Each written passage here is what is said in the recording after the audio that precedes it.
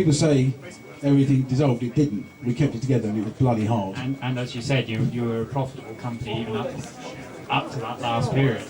You have good years and bad years, but even at that last disastrous couple of years, because the deal was worth so much money, we made profit out of it.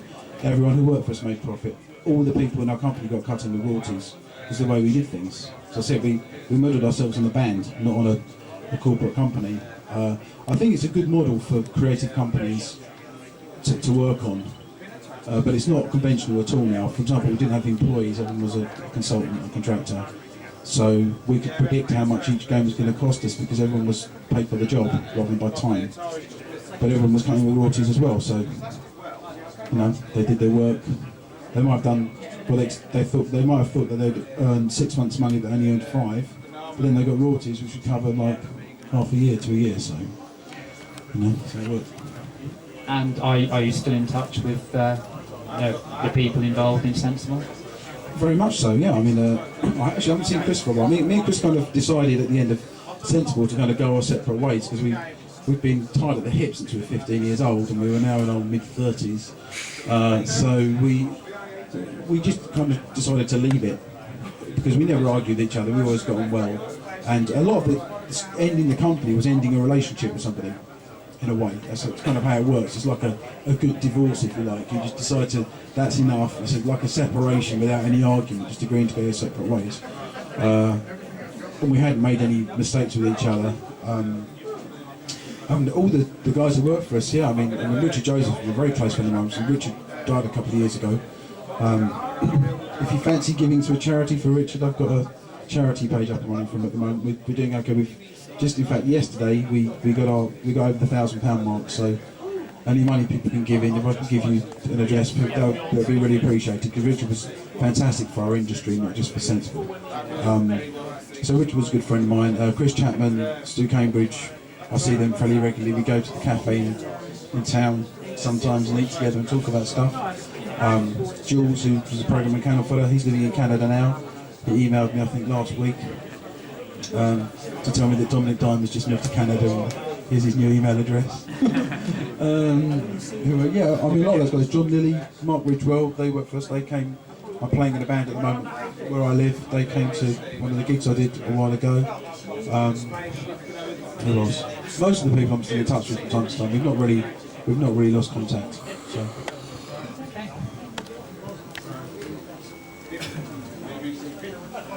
And now, any sensible questions from the audience? Anyone? Which video game character do you most identify with? Of our games? Or of any games? Any game. Bloody hell. That's a good one.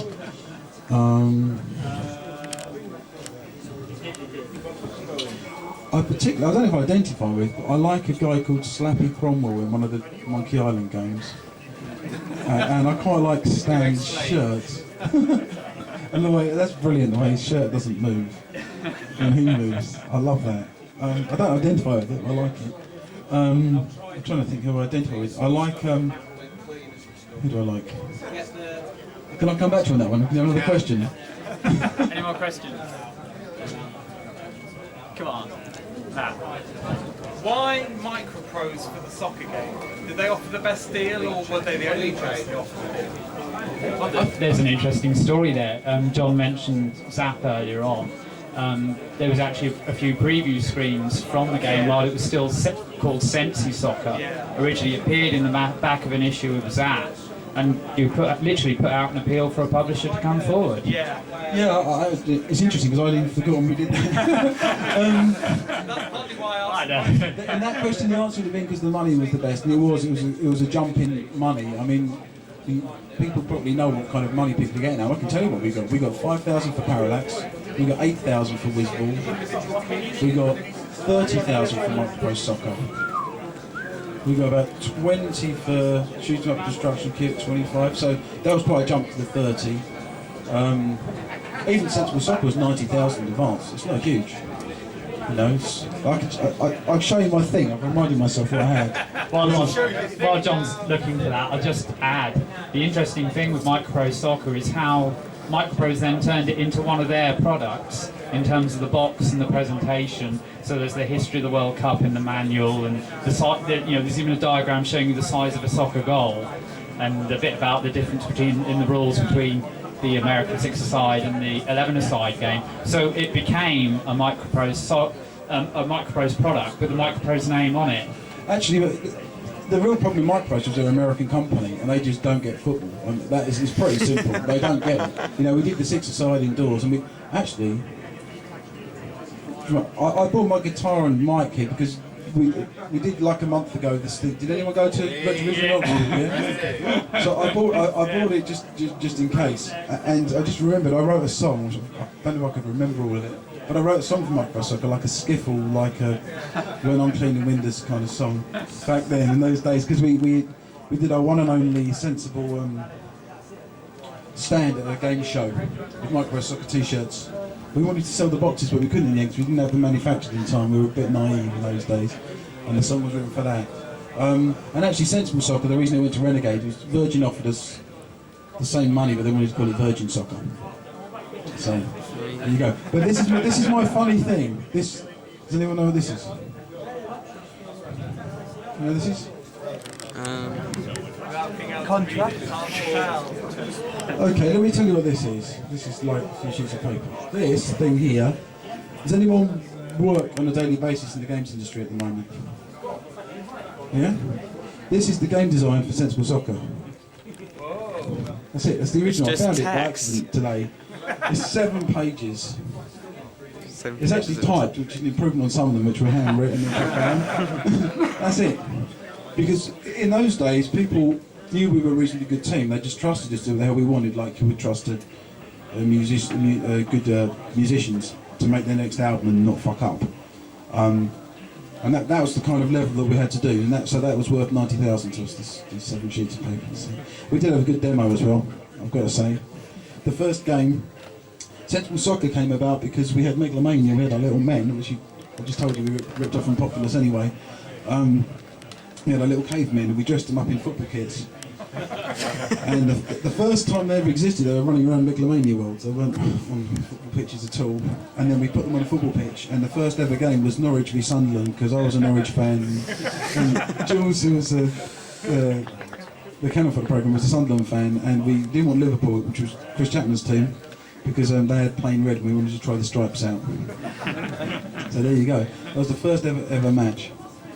And the first ever, I think, match which ever came out on any magazine was Cameroon v Argentina, which had a bit of history to it for us because when we very first run Sensible Soccer, we ran the World Cup through just with all the computer results to see who'd win. And Cameroon won the first time, and then we run it again, and Cameroon won again.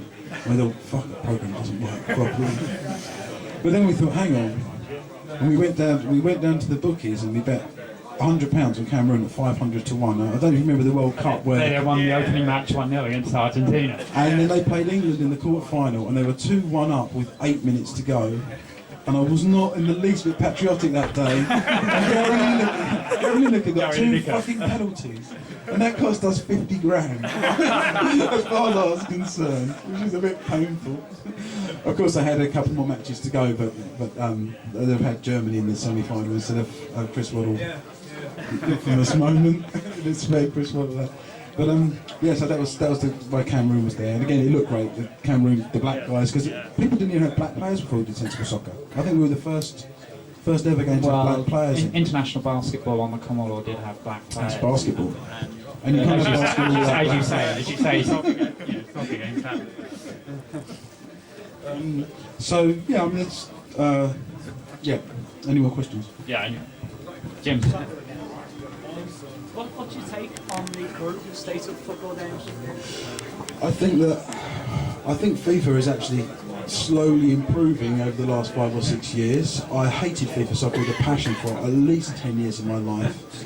They destroyed our chance of getting into the console market with Sensible Soccer, which took me about 8 years to get over because we've never really broken into the console market at Sensible, and that was the reason.